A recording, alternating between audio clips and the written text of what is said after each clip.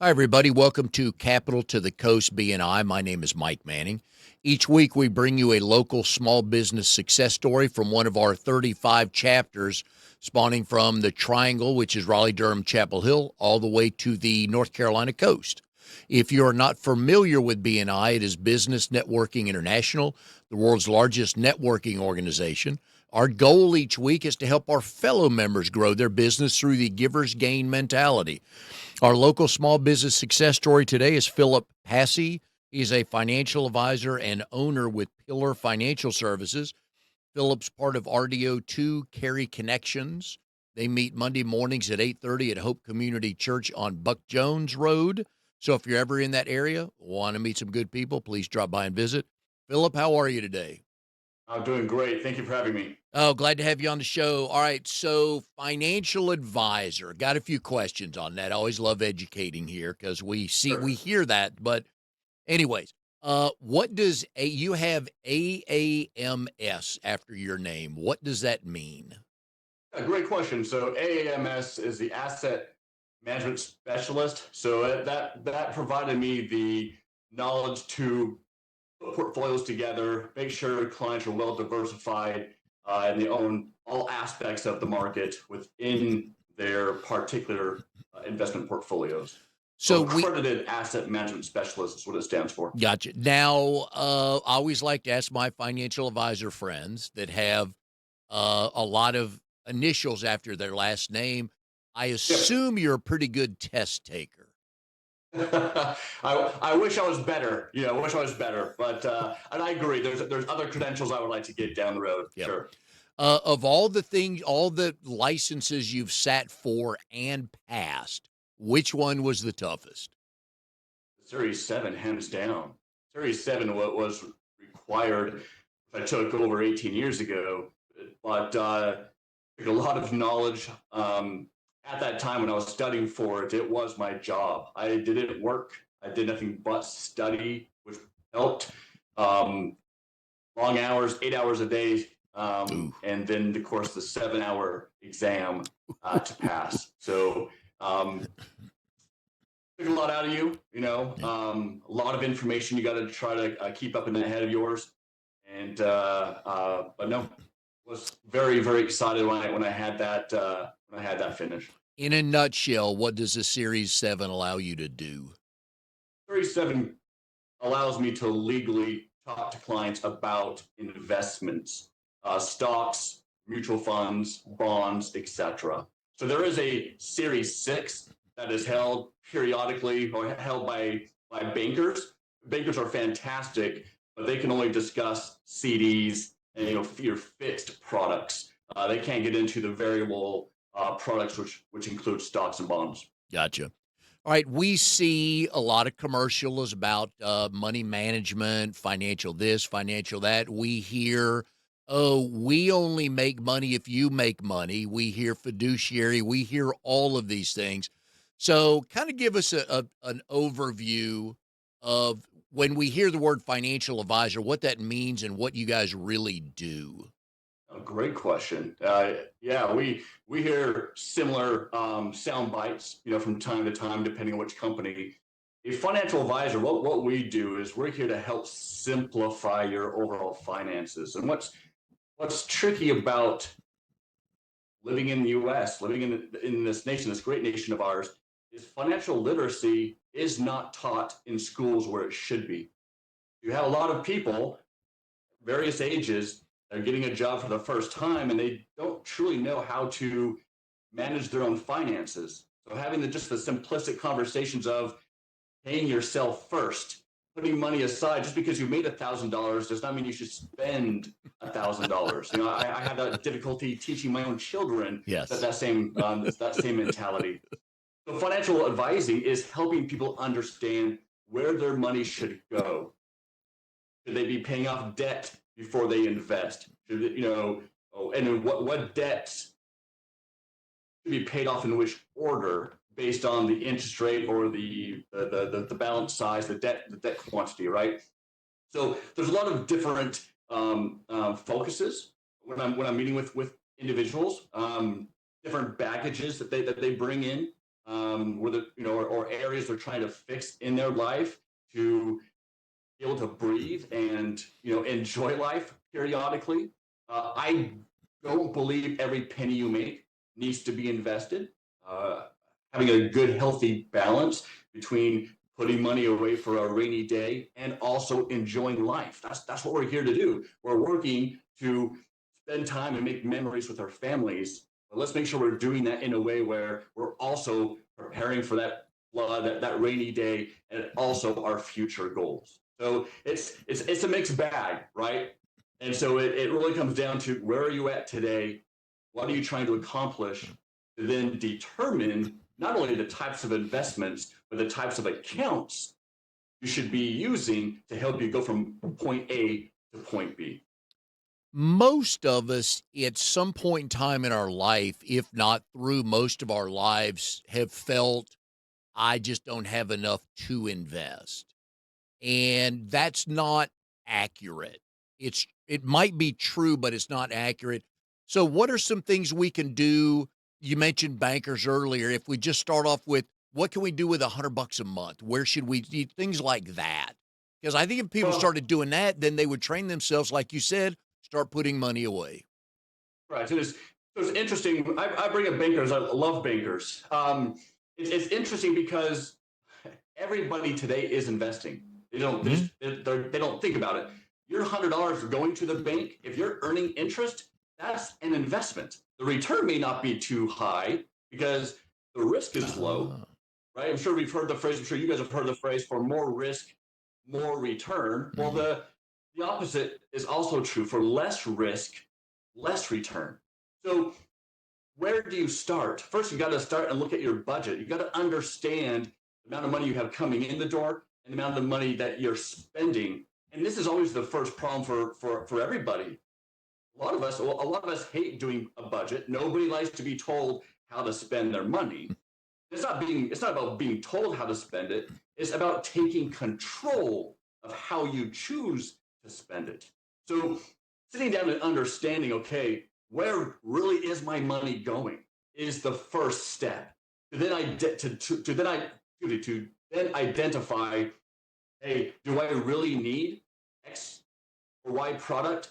Can I really go without? And if I did go without, could I then use that money and put it in a different bucket that would then help me out in the future? And that's what it's all about, really. Is it's about budgeting and learning how to pay yourself and take control of your expenses to enable yourself to save. And there's my youngest client today, I think, is 15, 14, right? And when Nice. they work, when they mow their parents' lawn or they mow lawns in their neighborhood, right? Periodically, it's, hey, I have $25, and we're talking about, okay, where would be a good place for this to go where you still have full access to it, but it's growing at a better rate than what the bank's offering. Nothing is a bank. Once again, going into a investment Mhm. outside of a fixed product where you can kind of learn how the stock market works while still having full access to that money. And it's a beautiful thing. But unfortunately, we're just not taught Mhm. that these things do exist. And there's that misconception that, oh, you have to be wealthy in order to invest. Yep. That is not true at all. It's just, Yep. I think, I think a lot of us too think, oh, if I put $25 a month, it's not going to ever grow the way it needs to be. I need to wait until I can do $100 or $1,000 a month. And it's not like that at all. Investing is all about time in the markets, not timing the market, not Mhm. trying to say, okay, this is the time to buy, this is the time to sell. Nobody has a clue, when the exact right time is supposed to be. But it's all about let's get a process in place. Yep. So Let's take I that $25 a month. Let's yep. set it up automatically where you learn how to forget that that's coming out of your account. And then all of a sudden you wake up 6 months down the road and you're like, oh my gosh, I actually have money put Yep. aside. And oh, wow, look, it's doing great. It's growing. Yeah, I like the phrase full access because I know when I was younger, it's like, well, if I start investing this, I won't, for good reasons, I won't be able to touch it. But for bad Sure. reasons, if I needed to get at it. So I'm sure you run across conversations like that where I want to do something, but I need to know I can get at it. Well, it's interesting. So my son's 16. He works and he invests. I teach him as as a father and financial advisor the importance of investing. And we've had the conversation around, hey, should you do a Roth IRA? Because at 16, you can put money into a Roth and it can grow tax free and have significant benefits when you're 59. But he's 16 years old. No 16-year-old is talking about retirement at 59 and a half. And Nope. yes, we understand it when we're in our 40s and 30s and 50s, the advantages of starting so much earlier. But looking at his goals, he wants to be able to buy a car down the road. He wants to be able to have money that's accessible, right? There's perks of the Roth, don't get me wrong, but it's not a realistic or the best investment account for him due to his personal goals. I'm not saying that it's not a right account to use for other 16-year-olds. I'm saying for my son and for the goals that he's trying to reach, a Roth would not be in the best recommendation or best situation for him overall. Yeah, and I know when you work with clients, the first answer you want to get from them is, what are you trying to accomplish? Right. Yes. What brought you into the office today? Yep. What are we trying to achieve? What concerns? Let's start there so that through our conversation, I can help educate and talk through things, but make sure by the time you leave today, you have an answer to what brought you into my office in the first place.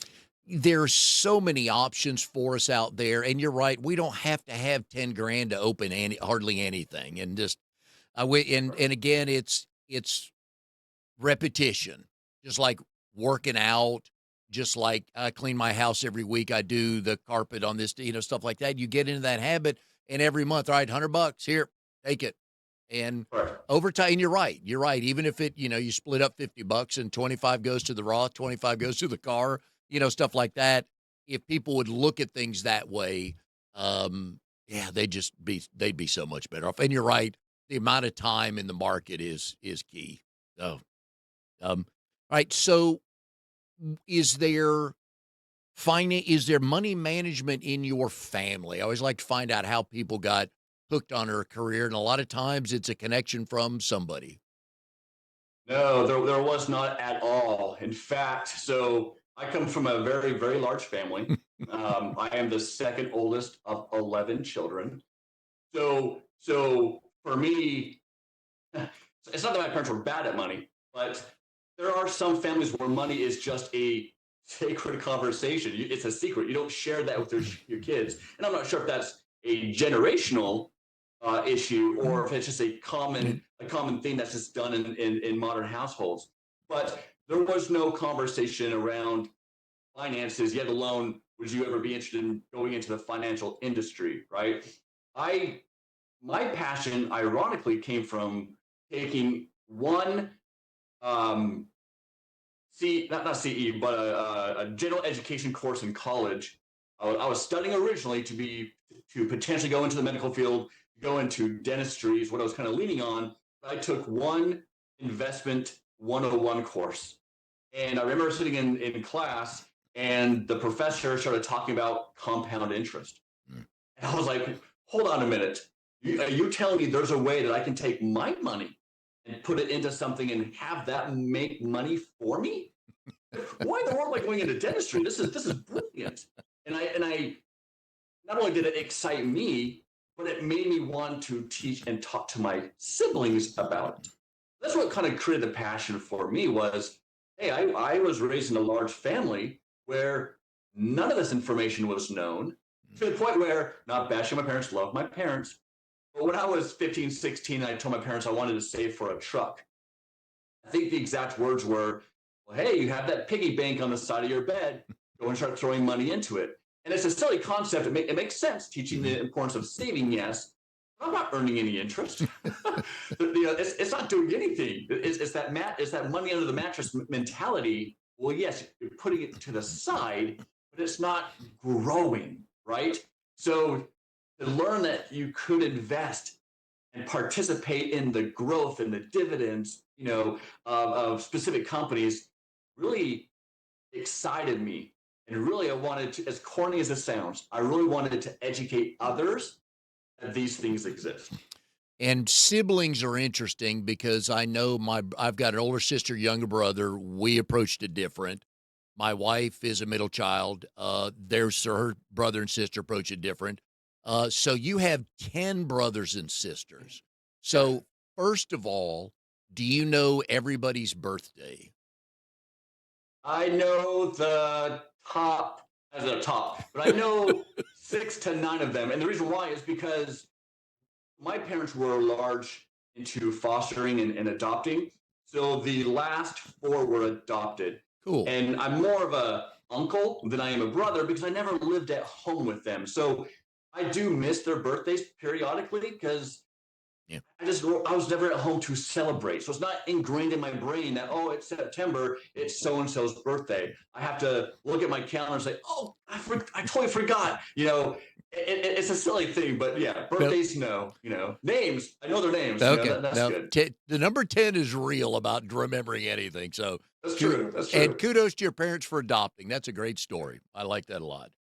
All right. So you have a background with Edward Jones. You have I a do. Yeah. background with a business with your father-in-law, and now Yes, you have your own business. So that's correct. let's look at Edward Jones first. What did Sure. you bring? What systems, processes, thoughts, all this stuff did you bring with that to Pillar Financial Services? Oh, yeah, great question. So I tell everybody that I wouldn't be the advisor I am today without Edward Jones training. They have phenomenal training for financial advisors, and there is a presentation called the Own and Loan presentation that really discusses the true understandings of what types of investments there are. I mean, there's so many types of investments, and I think it confuses so many people as to where to start and how things work. And I was taught this process at Edward Jones, and I've used it, I can't say daily, but I've used it in most intro appointments, complimentary reviews that I have with people, especially when they don't know how investments work. So that's been a great tool to use, walk them through, help them understand and educate themselves so that they are more confident in coming together to make those decisions when we start applying their finances and things. So hands down, the education is the biggest piece. I want you to help give people an understanding of what the first 30, 60, 90 days are like for a brand new financial advisor and how many calls you made and how did you come up or find all those numbers? So interesting. So this is back in the day with Edward Jones. I don't know how they do it today. But when I was with Edward Jones, it was 25 contacts a day. This is not picking up the phone and dialing 100 people in the hopes of speaking to 25 people. I canvassed. Think about that for a second. I door knocked. Ooh. And some days I would door knock 200 plus homes in the hopes of finding 25 people home, right? And for some individuals, this is important. For some individuals, it's okay. I'm going to do the minimum. I'm going to do 25 houses, but maybe my 25 houses we spoke, but I'm going to go ahead and add them as my 25 just so I can check Mm. off my list and then end the day. I wanted to make sure that I had 25 real conversations, meaning real financial conversations where I was trying to find the need, the pain point, and the reason for me to follow up. So your first 30, 60, 90 days is tricky, especially as a financial advisor, because it's actually very similar almost to getting out of college for those who went to college. Nothing against those who didn't. Um, or let's say you got a certificate, in your industry. You come off, with this arrogance of I'm all that in a bag of chips because I have this degree, right? And the same mindset exists as a financial advisor. You have your licenses, stuff, just don't have any clients to talk to, right? So it's a very tricky entry point because your entire day is spent just trying to find people to talk to about money. The one topic that we all don't talk about, right? It's like religion. There are certain things we don't talk about with friends, and money is one of them. So so it's just repetitiveness. You have to just realize you are a salesman. Not what I got into the industry for. I'm not a salesman today, but in order to find clients, you have to sell yourself the process and really find that pain. So it is a lot of either phone calls, door knocking. I would argue today really doesn't work anymore with all the ring cameras and things that exist on people's properties. But still, it's a numbers game. Yes. How many people you have to reach out to in order to get X number of real prospects or real opportunities to then turn them into a client. So it's stressful. And that's why there's a lot of turnover within financial advisor positions because you think, hey, I'm licensed, you think, hey, I know what I'm doing, and they do, but it's very, very difficult to find someone that's willing to talk to you about their money when they don't even know you. And if they do have somebody looking out for their money, moving it from them to you. So, all Right. right, let me go back to the knocking on doors. Cold calling's brutal. We know It that. is. Uh, the only thing I buy on my front porch are Girl Scout cookies. Everybody else, I say, if you want to leave me information, and I tell them I support your hustle. I'm here to talk for a Yep. minute, but I don't buy anything on the front porch. So if you leave me something, I like it, I'll get back with you. The looks you got from people, how quick they got you off the porch. When did you know, or how long into a conversation did you think, all right, this may turn into a halfway decent conversation? What did you need to hear? So for me, I would know within the first probably 15 seconds of body language, etc., whether or not they would even be interested in talking. Mm-hmm. What's interesting for me, and I'm not trying to go on a segment on this, but I had a different background. I was I going to get into did that. So go ahead. I did missionary work for our church, where we went door to door, Yep. and going out door to door as a missionary. Listen, you get plenty of no's, you get plenty of rejections, cussing you out, etc. I did this in Brazil in the Portuguese language. So going out as a financial advisor to introduce myself and try to drum up business was the easiest thing compared to door knocking in Brazil. Because the worst response I got was this: "Thank you so much for stopping by. I already have a financial advisor." That's it. Right? There's no name calling, there's no bricks being thrown at me, there's no cursing. It was like, dude, this is awesome. That's like the worst thing you're gonna say to me all day. You're thanking me for stopping by, but you're just not interested. Dude, I could do this all day. And yeah, so, and that's why I was going to get to that. So I'm glad you went there. That gave you the understanding of it's usually when you cold call, it's not personal. It's Right. just No. no, either no period or no, not right now. So the nice thing was that you had that experience of, okay, I know what all this means, or more importantly, keeping it into perspective. Well, we've all been there. I still have people come to my house today. I Mhm. have a different perspective. I'll Yeah. offer them water, make sure that they're taken care of. I'm different. I will let them know, hey, I already have somebody, Mhm. but feel free to leave some information for me to look over. Right? We want them off the doorstep. Yep. You want people at your house off your doorstep so you can get back inside and get back to what you're doing. So if anybody today is listening to this and they are prospecting in that fashion, you just have to make sure that you are short and sweet to your message because they don't want you there. No. They're upset they even came to the door, right? So how do you change that mentality from, hey, I'm upset to, hey, let's talk about money or let's talk about your business? It's a tricky thing. So Yep. you have to Oh, be very, very quick, very precise. I always step back a few steps, maybe, step on the first or second step yep. in a way to make them open the door and almost have to come outside to talk to me versus talk with me with their door cracked open, right? Trying to just, Yep. make it personal as much as possible in an already difficult situation. And I have found a good tip I'm happy to pass along if anybody knocks on your door and it's regarding home services like Spectrum cabling or HVAC. Great answer is, "Oh, thank you for stopping by. I'm not the homeowner." And they're like, "Oh, okay, thanks, bye." So learn that tip. That worked real well, that short conversation. But you're right. There's a number of things we won't talk about, but money is like 1,000 levels below that we're not even going to think about talking about because A, I don't know you. B, I don't think I have enough money. And C, I just don't want to have that conversation. Yeah, Yeah, and for me, I could have asked them personal questions when they don't know me. yeah. It was more about pain points. Hey, Mm, this is going on today in the market. This is going on today in the right. world. What are your thoughts on this? What are you doing to help kind of avoid these situations? Would you be interested in some information? Yeah. Right. So it's just very, very basic conversations and then potentially open up the door and really it built to my success today. And I have a lot of clients that still say, Phil, good gracious, I still remember when you came to my house and you were there periodically. I heard more from you than I did my existing financial advisor. And eventually I just said, listen, why am I still with this guy or girl? I'm going to, join Philip because he's actually proactive and he reaches out to me. I think that's the biggest thing is people want to be heard. Yes. They want experiences.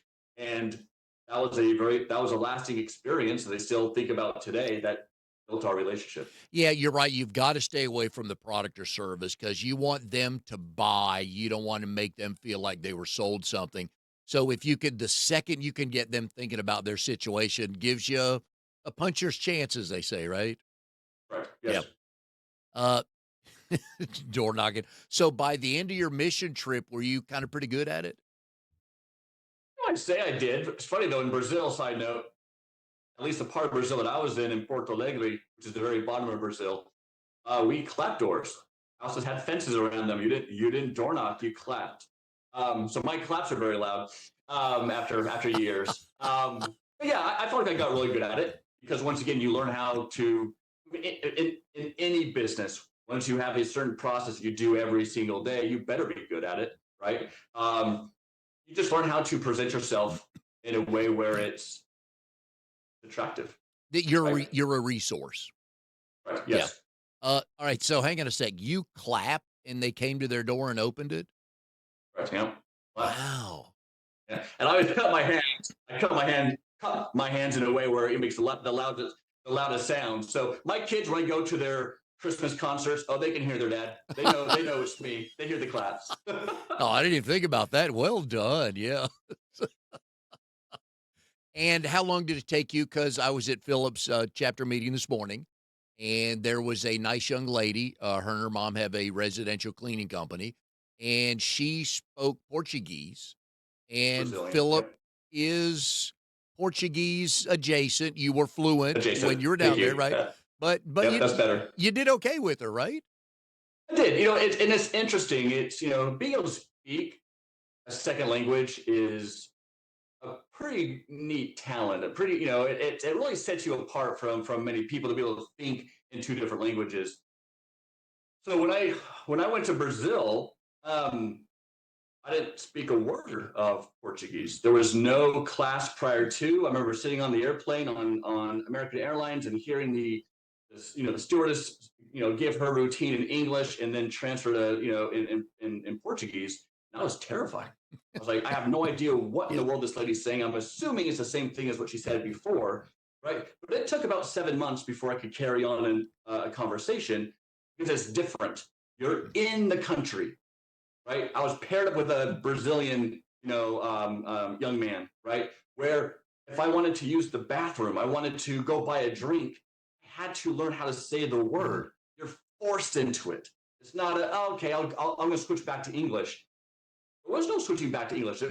It would have done anything good for me. So it was interesting. I haven't spoken the language in probably almost 20 years because there's not many Brazilians I Yeah. run into on a day-to-day basis. But it was neat to kind of hear her talk. Yeah. And it's funny how certain words just are hidden in the back of your mind. And when you hear them, you're like, oh, okay, that's right. Yeah, I know what you're saying. Okay. I couldn't repeat what I wanted to say Yeah. in Portuguese, but I understood her. Uh, yeah, I can imagine learning a new language because there's a difference between, oh, my 2026 goal is I want to learn how to speak Portuguese from my house and I'll learn when I want to versus, here you go, dude. You better learn some words every day. Correct. Cool. Yeah, you got the Duolingo, Yeah. opportunities that are out there, and they definitely do help. Yes. And then You you want to get really immerse yeah, yourself and learn the language. and then you Yeah, you get got to be present. sorry, and then you get their slang. Like, wait, I don't know that word. Oh, that's bathroom. Okay, yeah. So, Yep. Yeah. In the Portuguese language, it's saltaki, which means it's the accent, right? You can tell when someone is learning the language uh, and they're mixing up their verbs, and that's my problem today is like, okay, how do I say this as a plural? hmm. Yeah. So it's tricky. Oh, and most of us Americans and Southern butcher the English language anyways. So, yeah, Correct. Yeah. verbs. Yeah, Exactly. yep, not good. All right. So one of my favorite questions to ask my married guests. Your wife, you and Stephanie have 4 kids. So how did you and Stephanie meet, and do you both tell the story the same way? Yeah, and we do tell the story the same way. So we both met in college. We both attended a small Christian university north of Roanoke, Virginia, called Southern Virginia University. I think the school population was smaller than my high school graduating class, maybe 2,000 kids, 1,500 kids, so very, very small. But I was out of a relationship, and I was hanging out with all my track buddies. I ran track and cross country in college, and she was a friend of one of my track buddies. So we ironically met the last few weeks of spring semester. As crazy as it sounds, and it is crazy. When I think about it with my children, I'm like, do not follow mom and dad's path. Um, we went into a long distance relationship over the summer. I feel weird even to say this live, but it's the truth. I proposed 2.5 months later. Oh, So Stephanie and I have been married for 22 years. We'll be celebrating 22 years this December 19th, excuse me. So next week. Obviously we had challenges, but yeah, we got married super early. Super young.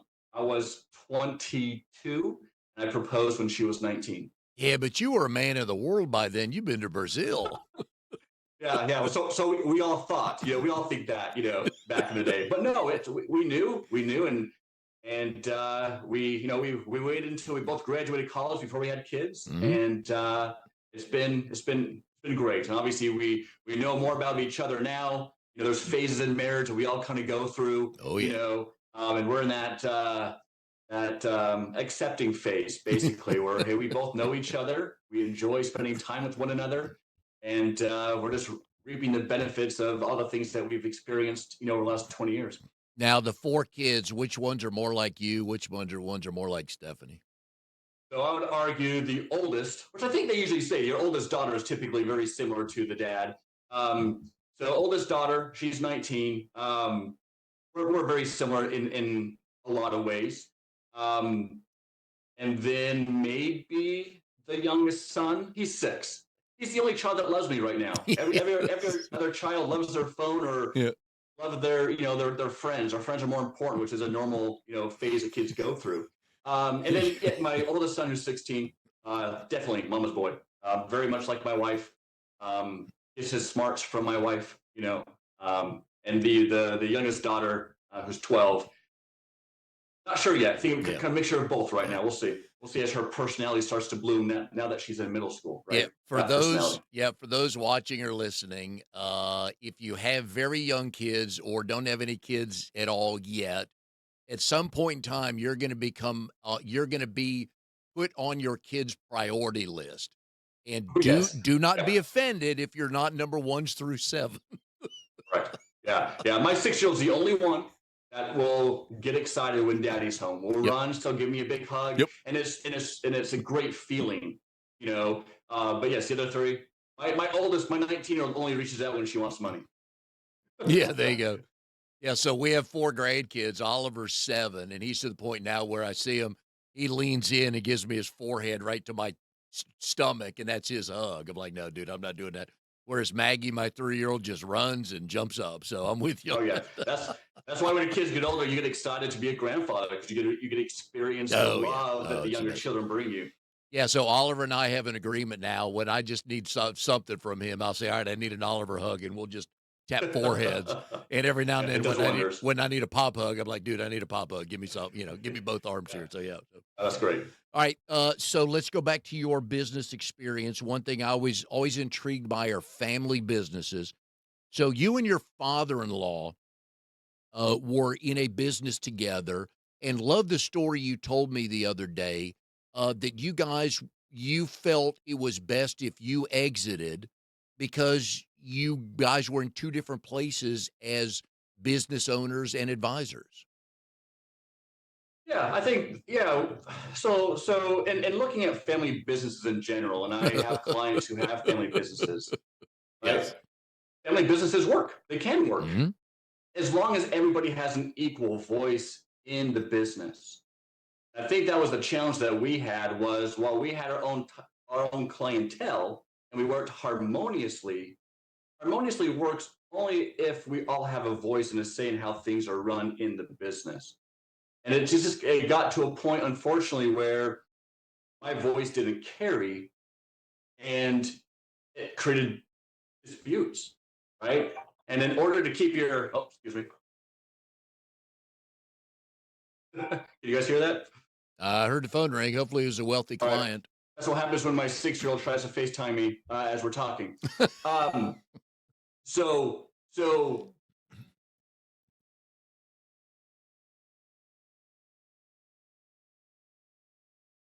let me apologize. Hopefully, he doesn't call back. My bad. Sorry. Anyways, the benefit there are benefits in working with family members if you have a voice, but if you don't have a voice, then you know it just becomes very challenging for both partners, for both people in that office. And in order to get where you want to be in life, there's just more hurdles, more struggles in the business itself versus the beauties of having that business. So at some point, either decision has to be made. Hey, either we find compromises, right, to fix those problems, or people need to exit Yeah. in order to have the control you're looking for in running that process, in running that practice. So that's what I did. I made a decision that I would open up Pillar Financial because I wanted to have that voice. It's interesting because most of the stuff that we did before, we do today. There were just some things that I didn't have full control or a voice on that wanted to do, and that's why there is Pillar Financial. And it's interesting because that's how most small businesses get started. Is Right. I'd rather do it. Not that the other way was right, wrong, or indifferent. It's like I know what I'm doing now. I'm ready to do it my way, my vision, stuff like that. So it to me, Right. when And you're it's telling me the story, it's just like a natural progression. right, it is. And it's not an issue of my ways being right and his ways being wrong. Mhm. The reason why there's thousands of financial advisors, we all choose to do things slightly different personalities, different focuses, right? And that's fine. It was like having two chefs in the kitchen. It works when it works, and we just spend more time butting heads and having disagreements internally, and then really benefit from us working together. Yeah, I love a line, and you can apply it in many places. It works till it doesn't. Right. So, Yeah. so how did you come up with Pillar Financial Services? And it took me a long time to figure out names, because you have to watch out for what other firms are using Yep. those names across the nation, right? I, as corny as this sounds, but I wanted a name that focused on fundamental planning. So pillars, as I look at my roots, growing up Christian, the importance of building a strong foundation. In the financial world, yes, you too. You want to have a strong foundation to build your financial structure, right? So Pillar Financial focuses on building the right pillars in life to be able to lift up and secure your overall finances. Yeah. And it's interesting because you have to look at, all right, so if if so a logo, Pillar Financial Services, what they look like. But then if I just did the initials PFS, are is that going to sound kind of weird? Will it look, I mean, you go through, so that's why I always like asking people, how'd you come up with a name? My other question is, and not many people can remember it, but what was the next choice if Pillar Financial Services was not available? Did you have another strong contender? I have another strong set again. Sorry. Did you have another strong contender for a name if Pillar Financial Services was not Yeah, available? I did. I wanted Maple Financial. Trying to find a way to connect the trees. From a growth and from a multi generational planning perspective. I love the maple aspect. My wife kept saying, I think of pancakes and maple syrup when you say maple, Yep. right? So what is a word that people can understand? Pillar versus a maple. Is it the tree? Is it the syrup? So we went the pillar route, Yeah. right? And then if you look at the logo itself, it's a house with pillars, Yeah. right? Because it's also looking at the psychological aspect of, okay, these are the pillars and the foundational aspect of my roof, my house itself, keeping all my finances secure for and protecting my family. Well, yeah, and that's a great example of when people, I think back in the day, I know they did. I don't know if they still do it when they're making a TV show, especially sitcoms. They'll bring in a group of people, test group, whatever they want to call that, and we'll let them watch an episode or two, and they get feedback from it. So I'm glad Stephanie's role was, yeah, glad she gave you some input. There were a lot of late night Yeah. conversations, even groups of friends. Hey, I'm looking at doing this. What word, what picture even sounds good to you? You guys know what I do. Which of these do you resonate with? Yeah. Right. So I got a lot of feedback before I announced what that name was going to be. Yeah. So which took longer, naming the company or any of the four kids? Oh, geez. Probably the company. The kids. My wife named most of the kids. We only struggled on, I believe, the girl names. Boy names were pretty easy. Girl names we went back and forth for a while. But no, I still think the business because I would say 6 full months of just back and forth. All these different ideas. A lot longer than the kids. But you accomplished what you wanted to with the name. Hands down, we did, and I'm extremely happy with the name that we landed with. Good. You brought up PFS. It's funny. That's not my domain on my website. Even Pillar Financial Services was taken, so I had to put Passey Pillar Financial for my domain in order to make it personal. Oh. Interesting how that all works. Yeah, I'm with you on that. Yeah, and sometimes you'll see initials and you'll see a company name, and oh, they didn't think that through when it came down to initials or just the first word of the title. Yeah, yeah. Correct. All right, so you are a runner. Different levels of skill based on what day of the week. I've learned to ask you about how good a runner you are. Tell me about the dopey. So it's interesting. So I have not run the dopey, and I would love to run the dopey, even though I have hurt knees. So the dopey, and Disney definitely named it correct name of this race. So the dopey, which is held down at Magic Kingdom, I think every year. I'm not sure exactly when this race occurs, or they have multiple dopies. I think they maybe only have one. But anyways, the dopey is when you run on Thursday, the Disney 5K, followed by on Friday running the Disney 10K. All right, so hang on. Let me stop you right there. Yeah, so the 5K is 3.1 miles. That's Thursday. Friday is 6.2 miles. Now continue. And then Saturday, you run the half marathon, which is 13.1 miles, followed by the full marathon, 26.2 miles on Sunday. Yeah, those are the same days following each other, not like a week apart or a month apart. Correct. Yeah. And you also have to realize, too, when you're running races at Disney, you're running these races in the parks. They're not going to close the park down. So when you sign up, when I ran the half marathon in Disney, I think it was 2020 before COVID really took off in January, the race started at 3 o'clock in the morning. And there were 20,000 people running the race.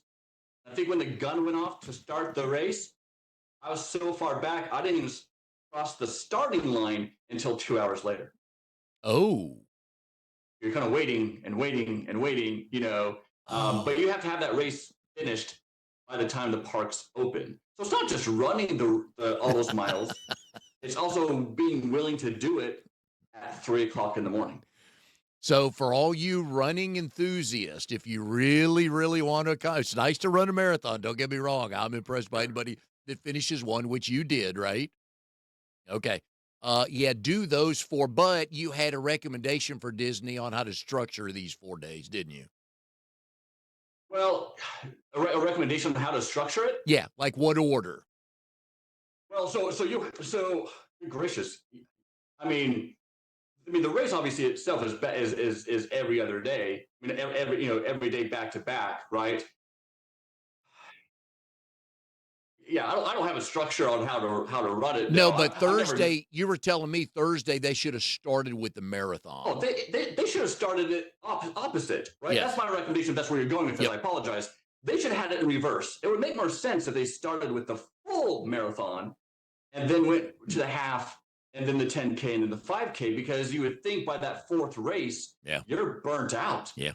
Then doing a 5K, okay, yeah, I can go run, 3.1 miles, versus it being your fourth day and oh my gosh, I got to go now run 26 miles today.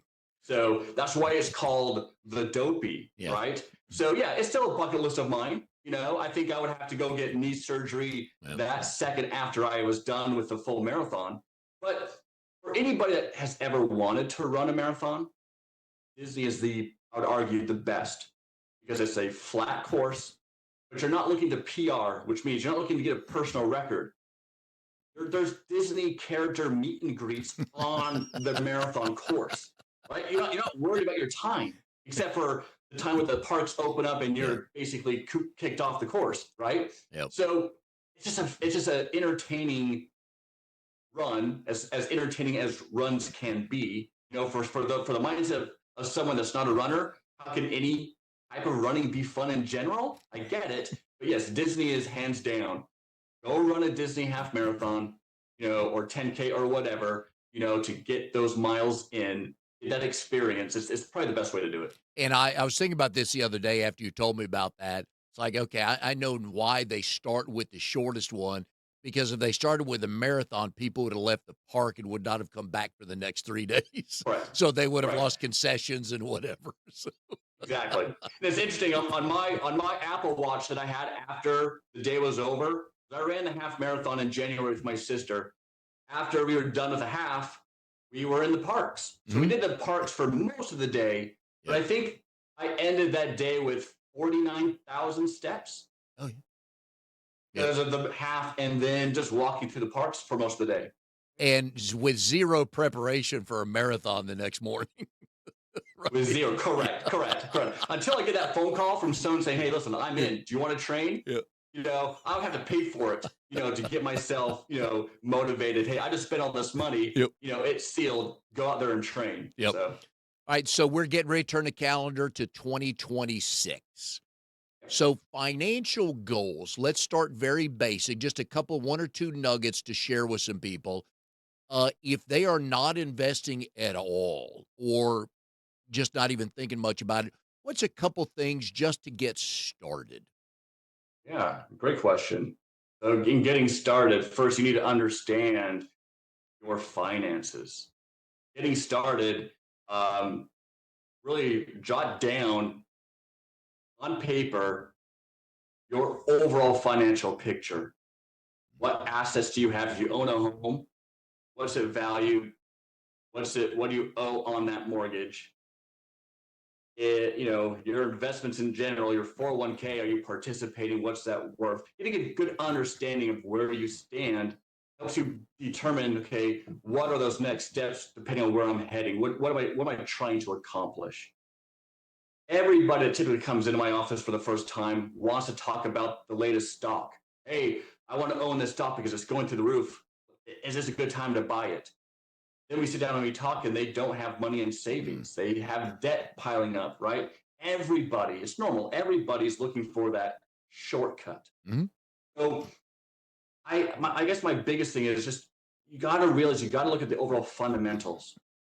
You need to make sure that you have adequate savings. I understand that's not exciting. That doesn't get you up in the morning like, oh my gosh, I cannot wait today to go to work so I can put money in savings, right? But start small, start simple, start learning how to put money away and not using it. Um, Learning how to invest. There's great tools. Yes, I can educate you. I can offer complimentary reviews. You can also Google how do things work? What is the best place to put my money? To start learning how to sacrifice and put your money aside and not touch it. I think those are some of the fundamental principles that all of us need to learn is learning to live without. Thou shalt Yes. not covet your neighbor's Tesla, right? There are things that we all want to go out and buy and just jump into. But you need to understand that we've got to make sure that we have adequate savings, adequate life insurance, etc. So yeah, first starting with just your overall fundamentals, making sure you have money put aside in the right places first before you start heavily investing or trying to jump on market trends is definitely what I would highly recommend. Um, as a retirement specialist, a lot of people come to me to get questions on, okay, where do they stand? Where am I at with that goal overall? So, no matter what that goal is, first understand what is that lifestyle you're trying to reach. You're trying to send your kid to college. What is that college you're hoping they go to? What is that final expense going to cost? So then you know where to start. So it all comes down to the overall fundamentals. Where are you today? Where do you want to be? How can I help you understand steps, the tools, etc., to get set up to get you where you need to be? Yeah, and with this show each week, and we always, again, end of the year, folks. I very much appreciate your support for the show over the year, today and over the years. Try to bring you people who know what they're doing, so they can give all of us good nuggets on. Oh, I hadn't looked at it that way because that's what they're experts in the field, right? Um, so what I'm learning about AI, and I think there's some things you need to do. You need to turn over to an expert. Anything to do with insurance, usually with money. So we've been putting Philip's number on the screen here. Please give him a call. But AI is pulling information from things that other people have said and written, and you don't know who those people are. So while good, it should be part of. But there's just some things for me. I got to talk to a human being. Okay. Yeah, and I feel the same way. I utilize technology and AI in my Mhm. practice because there are great technologies out there that make the process more efficient, right? Yep. And side note, budgeting is a perfect example of this. Yes, 18, 19 years ago, it was a PDF and we would fill it out together. And then it went to Excel, using Excel to do budgeting. My budgeting tools today auto categorized from my clients' checking accounts and credit cards to show them exactly where all their actual expenses are going. And it's all done through AI, right? It's a great tool and resource to use. But to your point, we live in a world where information is at our fingertips on our phone, right? And there's pros and cons to that, hands down. We're full of information, and as AI becomes more of a thing, in our life, especially ChatGPT and things like that, we are learning to use them, but not all the information on there is accurate. There's been many times I've gone into, and this is not me bashing ChatGPT. I think it's a great tool. I've gone in many times just to ask a quick question. What is this, number for 2025? And it gives me the answer, and I was like, no, it's not. Mhm. I know for a fact it's not, and I'll put the right answer in, which is funny. It's like I'm communicating with Chat. I call him Chad with Chat GPT, and I'll share that information is wrong. But no, having a individual that you trust. This is not me pushing my business in any way. Having someone that you can talk to about your finances is huge because yes, AI can do many things. They cannot emotionally connect with you. They cannot help you understand the psychological and emotional aspects that financial decisions can make in our lives and how that can affect not only you, but your spouse and your entire immediate family. So I use them. I believe they're great Mhm. tools to be used. I honestly believe that financial advisors in my position that don't use AI will be replaced by financial advisors that do. but it's a generational thing as well, right? On a slight tangent here, show my age a little bit. I was born in 1981.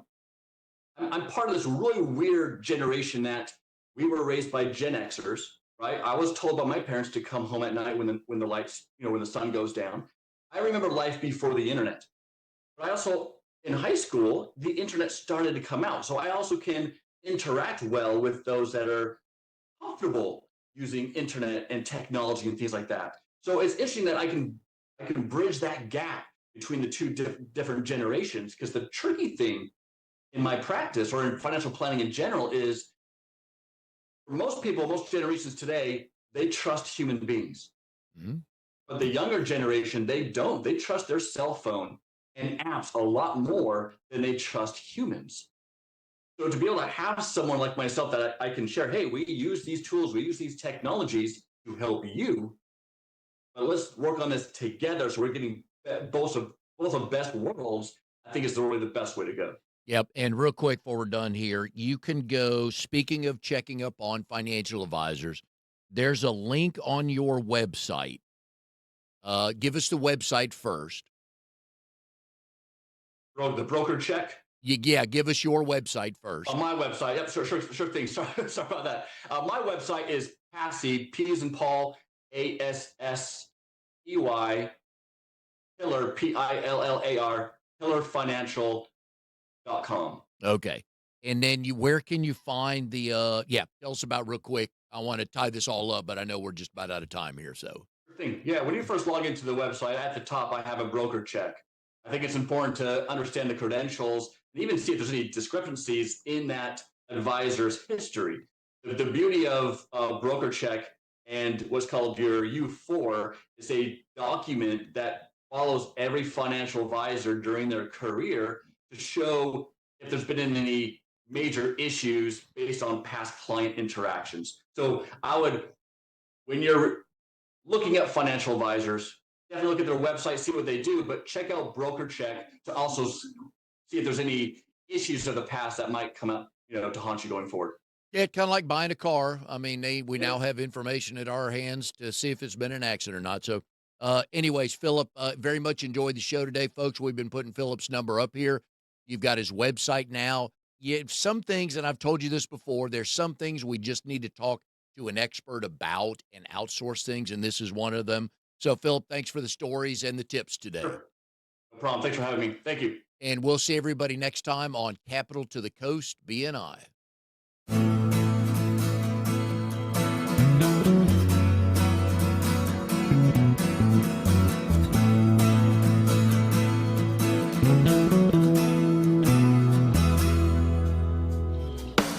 You are tuned to the Nissan Communications Network.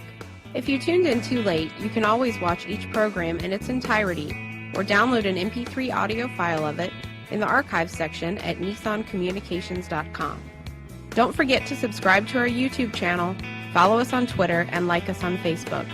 Sponsored by StreamingGear.com and DeltaForce.net.